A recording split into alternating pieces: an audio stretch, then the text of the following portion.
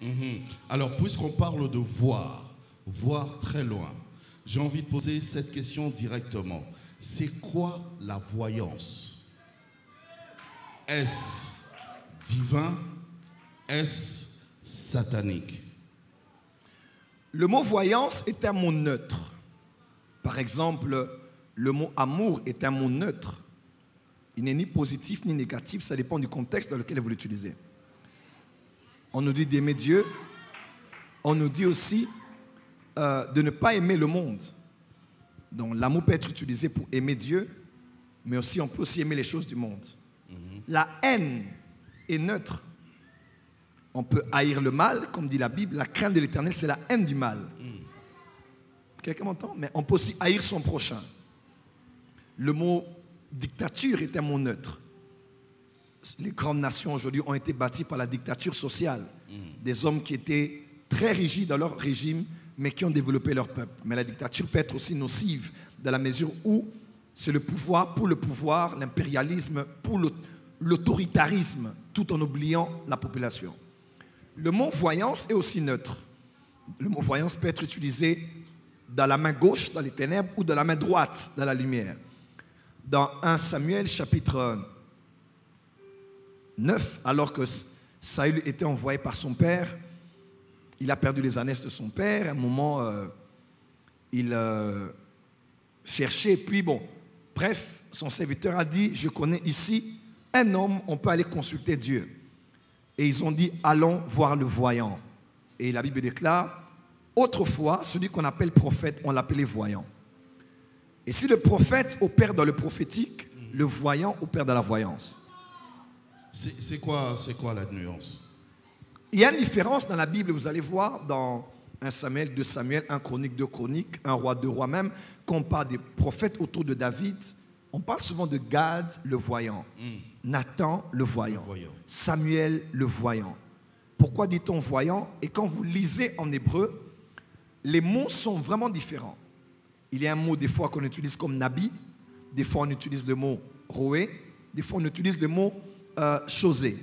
Par exemple, le mot nabi, c'est souvent le prophète qui entend, généralement. C'est le prophète qui entend. Mais le mot chosé, c'est généralement le prophète qui voit. Parce qu'en fait, tout voyant est un prophète, mais tout prophète n'est pas un voyant. Ok. Oui. Parce qu'il y a plusieurs types de prophètes. Il y a des prophètes songeurs comme Daniel. Il voyait des visions, mais dans les rêves. Il y a un prophète comme 1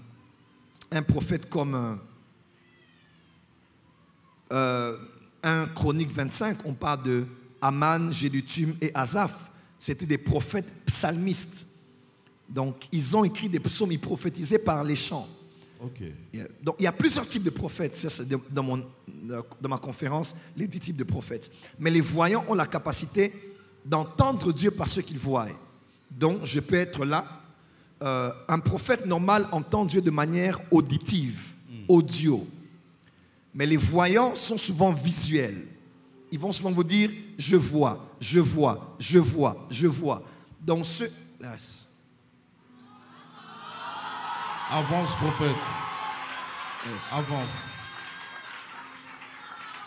Je vous donne un exemple. Je vois dans cette salle une femme qui est élancée. Et elle est un peu forte. Elle a une robe noire et elle a un sac blanc. J'entends Dora. Dora. Dora. Diomi. Dora. Diomi. Dora. Diomi. Dora, viens seulement, on t'a vu. Dora. Diomi. Ça, c'est un petit exemple que je vais donner seulement. Ok. Dora. Diomi. Elle a un sac blanc.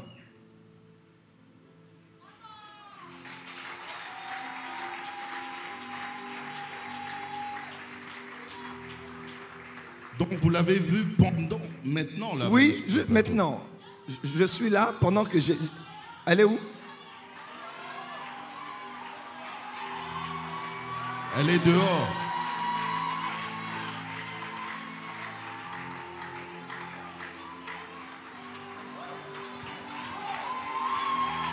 Ah, Dora.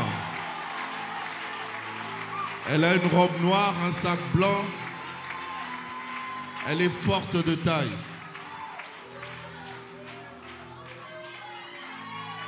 Ça, c'est avancé. Ça, c'est juste un exemple que je donne pour expliquer c'est quoi la voyance. Ouais. Jusqu'où peut aller la voyance? La voyance peut aller jusqu'à quel niveau? Ça peut aller jusqu'au niveau de voir qu'elle a un désinfectant dans le sac. Viens. Dora, viens. Fumola sac. Oui. Total à ce qui désinfectant. Attends. Elle a un désinfectant. Je vois comme désinfectach, quelque chose comme ça. Attends. Elle a un chargeur Utel. Et elle a une montre avec un bracelet jaune Michael Kors. MK. Dans le sac. Dans le sac.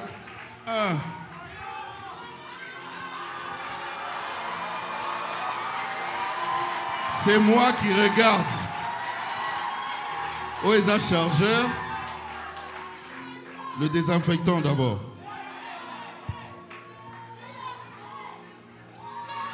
Il y a une montre. Ça c'est quoi? Le désinfectant. On a écrit quoi dessus? Désinfectant, on a écrit désinfectant. Starch.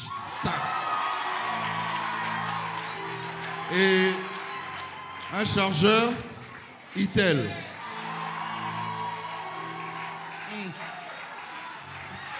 Prophète, avance encore un peu.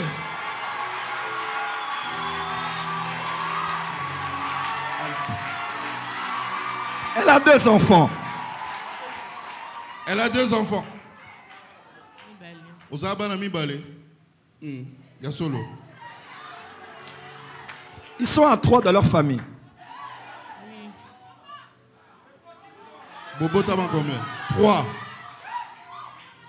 Bon. Attends. Elle a 3 jours. Il y a 3 jours, elle est arrivée, elle montait sur une échelle. Et elle est tombée.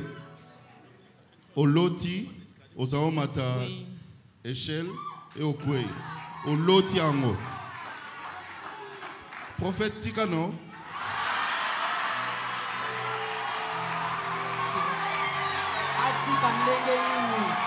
Je vais revenir faire elle après. C'est bon.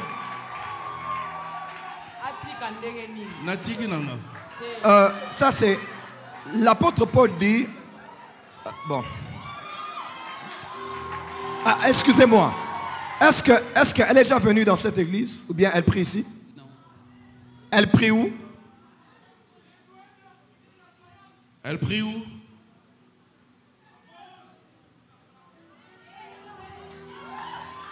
C'est ça d'ailleurs ma question, jusqu'où peut aller la voyance? Ça j'ai vu, mais... Parce que je veux arriver à la question polémique. Ça c'est... La question qui fâche. Ok. Ça c'est...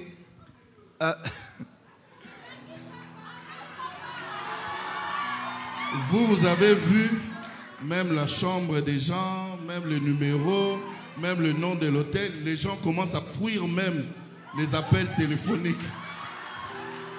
Non. Jusqu'où peut aller la voyance quand même? Je vais par exemple expliquer quelque chose. Oui. Parce que si je commence, je peux aller dans la salle maintenant. Je vais expliquer quelque chose. Les dons spirituels nous ont été donnés par le Saint-Esprit.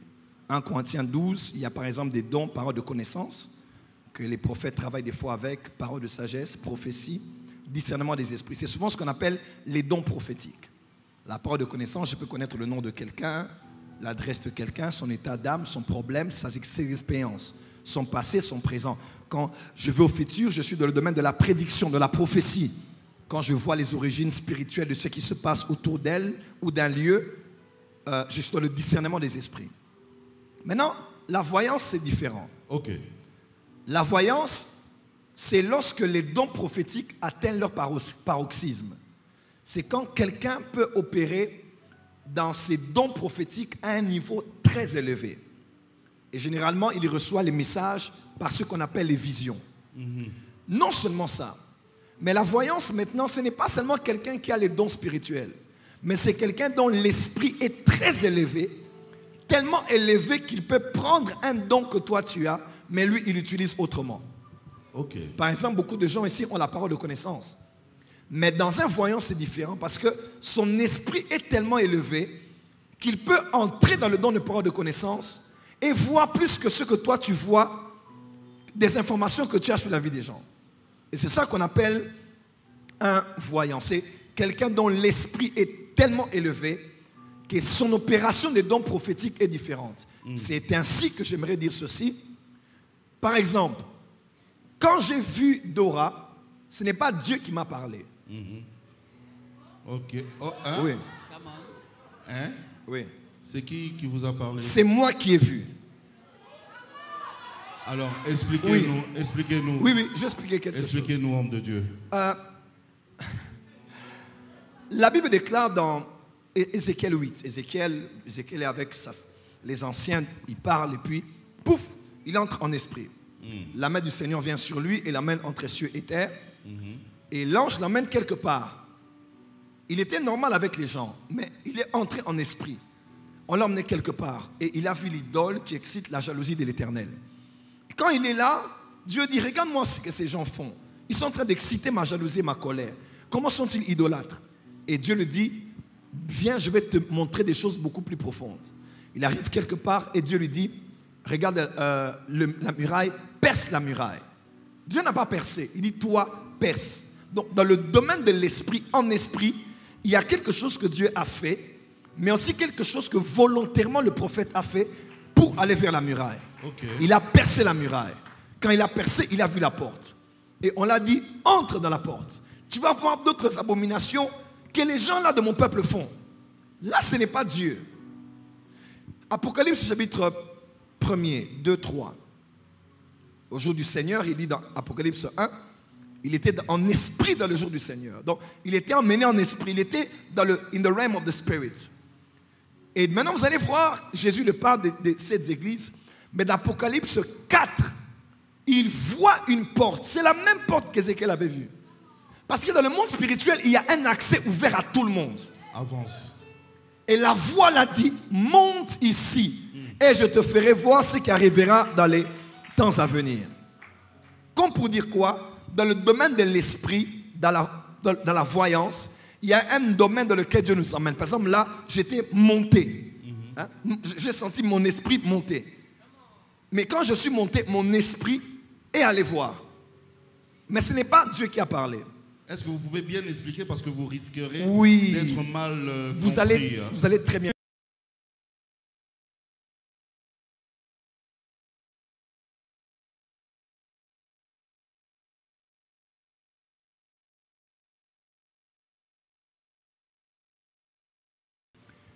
Dire à quelqu'un, ton téléphone, tout ce que j'ai dit là, c'est une démonstration, mais ça n'a pas tel objectif. Vous voyez un peu?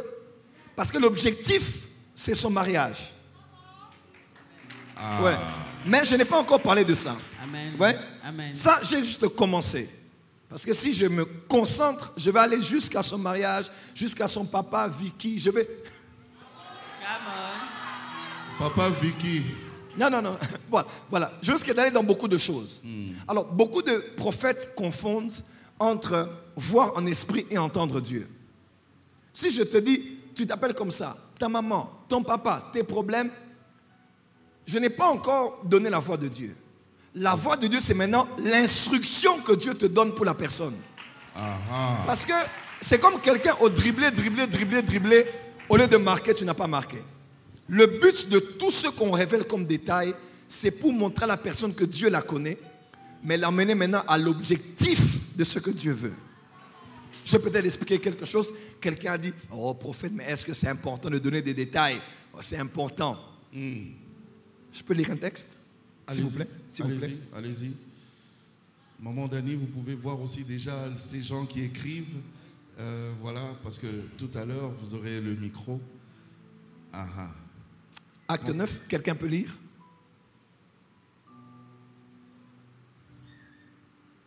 C'est quand Paul a rencontré le Seigneur Jésus.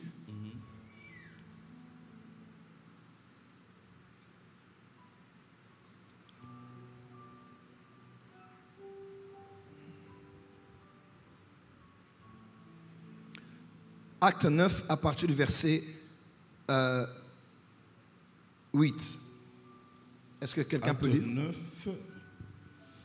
à partir du verset 8. Acte 9, à partir du verset 8. Je lis au nom de Jésus.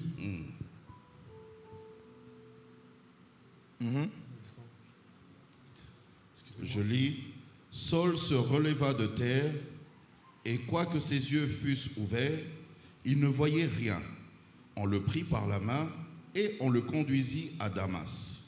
Il resta 3 jours sans voir, et il ne mangea ni ne but. Or, il y avait à Damas un disciple nommé Ananias. Oui. Le Seigneur lui dit dans une vision... Excusez-moi, le Seigneur dit à qui dans la vision? Il dit à Ananias. Ça, c'est qui? C'est le Seigneur Jésus. On peut continuer? Le Seigneur lui dit dans une vision, Ananias, il répondit, me voici Seigneur. Et le Seigneur lui dit, lève-toi, va dans la rue qu'on appelle la droite. S'il vous plaît, le Seigneur donne le détail de la rue. Va dans la rue qu'on appelle la droite et cherche dans la maison de Judas un homme nommé Saul de Tarse. S'il vous plaît, vous pouvez répéter encore, s'il vous plaît. Et le Seigneur lui dit, lève-toi, va dans la rue qu'on appelle la droite et cherche dans la maison de Judas un homme nommé Saul de Tarse. Une dernière fois. Et le Seigneur lui dit, oui, lève-toi, va dans la rue qu'on appelle la droite. Détail de la venue. Et cherche dans la maison de Judas. Ok, on précise la personne qui était le propriétaire de la maison. Un homme nommé Saul de Tarse. D'accord. Et on précise la personne qui habite à l'intérieur. À l'intérieur. N'y a-t-il pas un détail ici? Il y a les détails. Il y a beaucoup de détails. C'est Dieu qui envoie. C'est Dieu qui envoie. C'est Dieu qui envoie. Nous venons de lire, c'est Dieu qui envoie. Ça veut dire qu'il y a la voix de Dieu qui donne la direction pour aller vers Saul de Tarse. Ce n'était pas Saul de Tarse, c'était pas plutôt Ananias. Non, je parle de ce cas-ci. Ici, je parle de l'importance des détails. Même si on continue, on peut continuer. On continue. 12. Car il prit et il a vu en vision. Ah, donc on explique même le fait que cet homme que tu vas voir, il a eu une vision. Il prit et il a eu en vision un homme du nom d'Ananias qui entrait et qui lui imposait les mains afin qu'il recouvrât la vue. Ananias répondit, Seigneur, j'ai appris de plusieurs personnes tous les maux que cet homme a fait à tes saints dans Jérusalem. Et il a ici des pouvoirs de la part des principaux sacrificateurs pour lier tous ceux qui invoquent ton nom. D'accord. Mais le Seigneur lui dit, va, car cet homme est un instrument que j'ai choisi pour porter mon nom devant les nations, devant les rois et devant les fils d'Israël. D'accord. Ça, ce sont juste des exemples pour montrer que Dieu est capable et Jésus même parle avec des détails. Là, j'expliquais le processus lorsqu'on fait des services comme ça. Je voulais d'abord dire ceci. La voix de Dieu, c'est maintenant quand Dieu te donne le message de la personne. Ce n'est pas quand tu donnes forcément les détails sur la personne. Ouais. Ok. Avance, prophète. Est-ce qu'elle peut se lever? Pardon. Notre sœur là.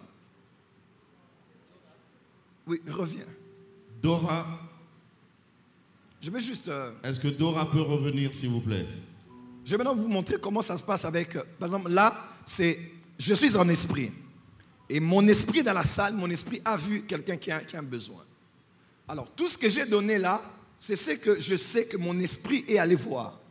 Mon esprit est capable d'aller voir.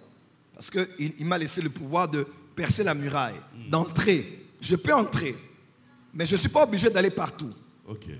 Hier, j'ai prophétisé pour une femme ici et j'ai vu que ma baby Saki est malade en PC. Mes yeux ont commencé à voir, mais je suis sorti parce que je ne suis pas obligé de tout voir. Parce que je risque d'aller voir d'autres détails qui sont un peu... Ok. Je peux... Dora.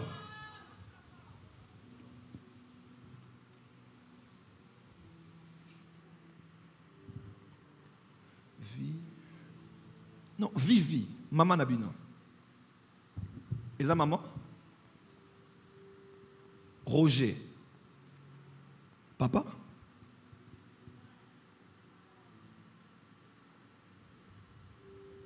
Oui, Eric. C'est mon grand frère. Pardon? Mon grand frère. Naomi? Ma petite sœur. Pardon, excusez-moi. Je me vois à Matongé. Matongé. Oui. Sur la rue Bolia. Bolia. Numéro 5. Oui. Ça c'est juste À la rue qu'on appelle la droite. la rue qu'on appelle. Bolia. Et maintenant, tout ça c'est pour la situation géographique et familiale. Mais le problème c'est, elle a besoin de se stabiliser. Tu es en train de prier Dieu, tu dis à Dieu, Seigneur, je ne veux pas beaucoup de relations. Donne-moi quelqu'un avec qui je vais rester stable pour te servir et pour te craindre. Ainsi parle l'Éternel. Dans quelques mois, je bénirai ton mariage. Moi, Joël Francis, je bénirai ton mariage ici. Parce que Dieu me dit, c'est ton église. Et c'est lui qui a guidé tes pas ici. Il va te donner un homme qui va te stabiliser dans la famille et tu vas être heureuse. Amen. Là où tu es. Amen.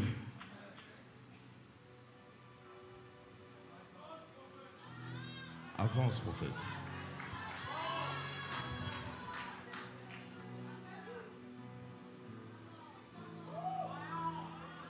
Bon. Maman. Oh, bah, nous allons dans le rêve là. Nous te maintenons en train de monter. La puissance de la famille ne te fera pas tomber au nom de Jésus. Amen. Sois béni. Amen. La main de Dieu est sur toi. Amen. Amen. Amen. Tu peux acclamer pour le Seigneur. Non, l'objectif c'était de la consoler. Elle est venue si elle voulait qu'on prophétise pour elle. Mais pourquoi commencer par tout ça? Tu as une montre dans le sac, tu as un chargeur Itel dans le sac. Pourquoi ne pas parler directement de cet homme à venir? S'il n'y avait pas de détails, on n'aurait jamais connu l'histoire de Noé qui avait bu.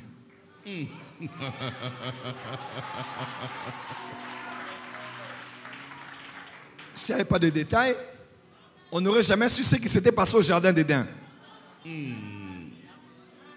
Ok. S'il n'y avait pas de détails, on n'aurait pas connu l'histoire de la femme samaritaine à qui Jésus a dit que tu as combien de maris et même celui avec qui tu es n'est pas à toi. S'il n'y avait pas de détails, Moïse n'aurait pas pu construire le tabernacle.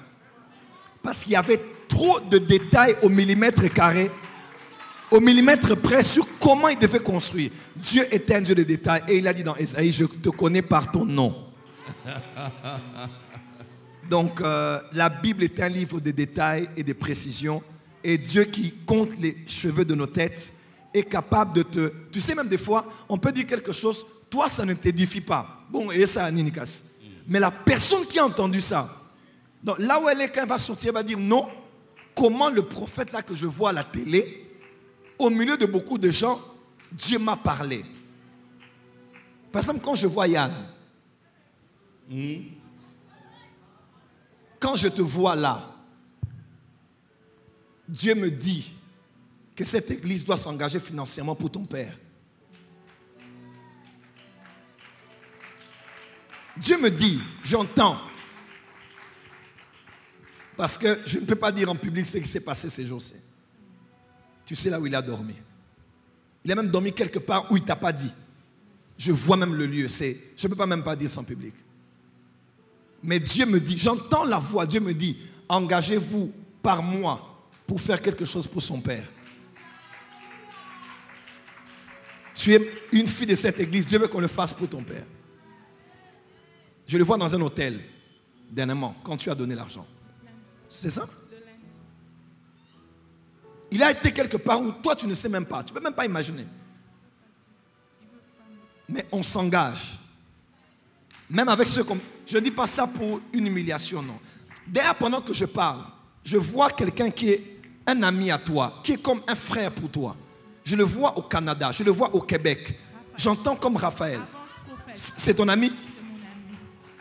Son père était colonel. Il est mort en 1992. Joseph Ngoyi. Il nous suit. Sa maman, c'est Marie-Jeanne. Elle est aux États-Unis. Ils sont à 10. Ils ont des jumeaux.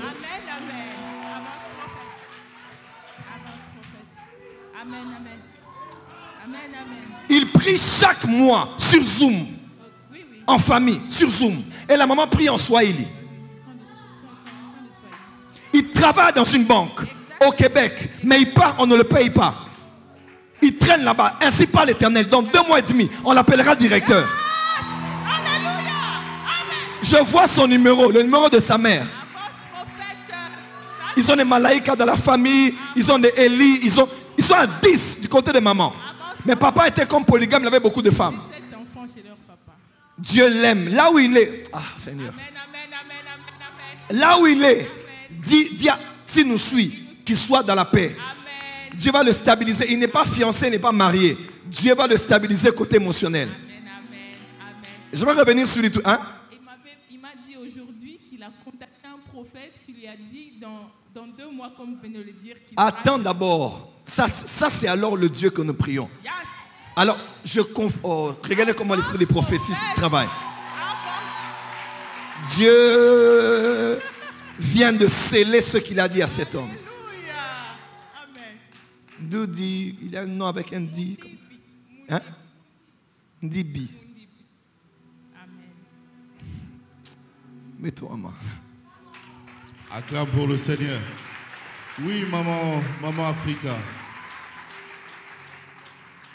Et on va prendre les questions aussi de ceux qui sont en ligne. Maman Gloria, j'ai l'impression qu'elle veut poser une question. Parfois, j'ai envie de dire, prophète, lorsque vous me regardez, vous voyez quoi?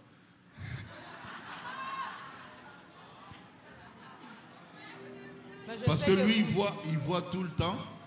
Dans on soit assis à moni bissoir. Non, excusez-moi. Il a déjà dit qu'il interdit à son esprit de voir tout et partout. Oui. N'est-ce pas?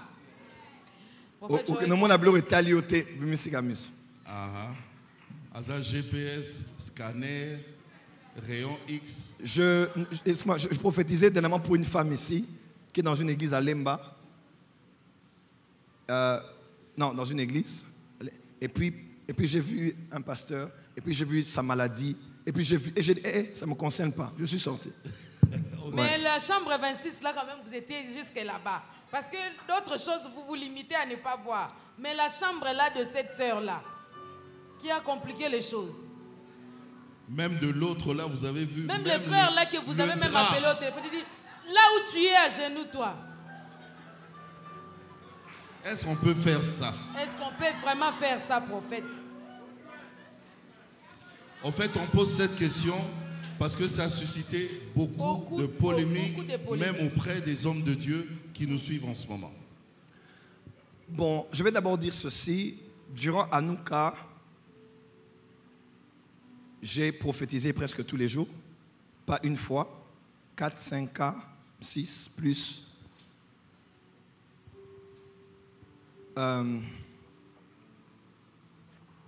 Mais ça m'étonne que sur TikTok et ailleurs, on ait partagé qu'un ou 2 cas. Ça m'étonne. Ça m'étonne que les gens n'aient partagé que la M26. Il semble même que la chambre a presque doublé de prix aujourd'hui. Oui, l'hôtel a augmenté les prix. Il semble, j'aurais appris. On n'est resté que sur le cas de Baudouin. Et pourtant, le même jour-là, le matin, je prophétisais pour une femme qui était tombée dans l'impudicité l'année passée, après le passage de Papa Barouti. C'était le même jour. Dieu m'a révélé quand est-ce qu'elle était tombée avec cet homme, c'était qui, elle est enceinte, le nombre de mois de sa grossesse. Et vous savez quoi? Après avoir péché, rejeté par la famille pour ce qu'elle avait fait, je ne la connaissais même pas ici à l'église, mais l'esprit des prophètes m'a révélé cela. Et vous savez quoi? Elle est venue ici devant. Dieu a même parlé sur le sexe de l'enfant.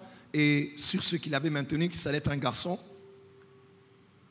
elle a accouché. Et l'enfant, elle a donné le nom de Joël Francis Tatou. Et je viens de la France.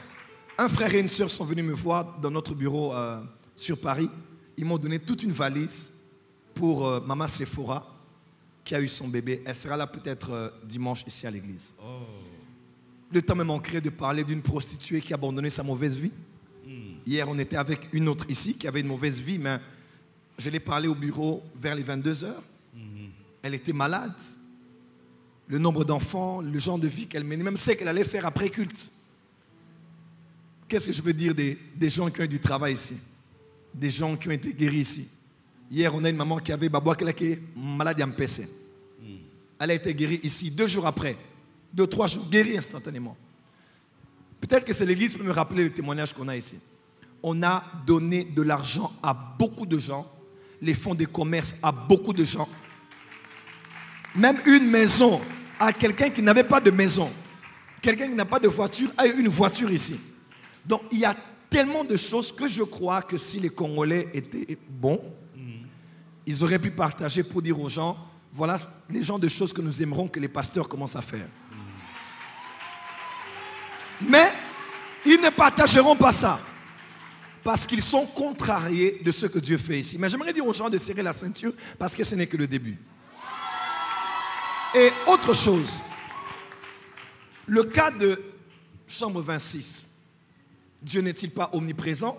Et un autre cas aussi, ouais. Le monsieur qui était à Gombe, ils sont partis à Ngiringiri. Et, oui, voilà. oui. C'est un frère de l'église. Je ne me rappelle pas de l'avoir vu comme ça. Mais vous devez savoir que respectez vos prières. Vous avez été paralytique. Maman Machaomba a prié pour vous, vous avez été guéri. Oui. Comment c'était le christianisme à l'époque d'Adina Bala? À l'époque d'Adina Bala, on avait une telle discipline de la sainteté que même quand quelqu'un venait de l'hôtel, il venait à la chorale, on disait directement, toi, réponds-toi, tu as péché, tu vas suer la chorale. N'est-ce pas? N'est-ce pas? C'est ça. On avait des professions, on disait, toi tu es sorcière, sors de l'église. Et on prenait les sorciers comme ça, à l'époque d'Adina Bala. Les gens venaient déposer leurs affaires, les fétiches, et on les brûlait. Les gens enlevaient ça, ils déposaient. On dit même, ils obéissaient à la parole qui dit, confessez vos péchés les uns les autres. Les gens prenaient les micros comme ça et disent, moi je suis adultère. J'abandonne aujourd'hui ma vie d'adultère au nom de Jésus. À l'époque d'Adina Bala. Quand vous priez que le Dieu d'Adina Bala, l'époque d'Adina Bala revienne, vous vous attendez à quoi? Non! Tant que c'est Adina Bala qui est mort, c'est bien. Mais nous les vivants, vous ne nous aimez pas. Papa, on a tous posté Tibi Joshua ici. Tibi Joshua, oh l'homme de Dieu, vous avez posté. Mais ce qui se passe ici, c'est rien. J'ai Tibi Joshua.